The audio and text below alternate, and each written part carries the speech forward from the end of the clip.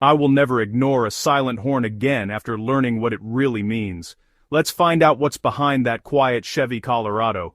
First, check the simplest thing, the fuse. Your horn's fuse can blow, stopping all power.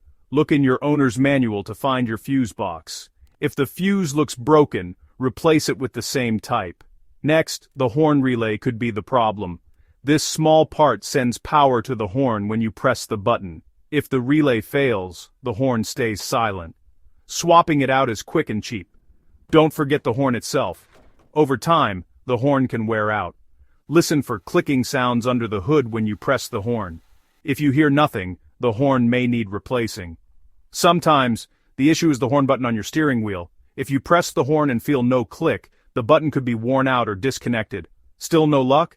It's best to visit a mechanic. Electrical issues can be tricky and need expert help. Now, you know what to check if your Chevy Colorado horn isn't honking. Stay safe out there.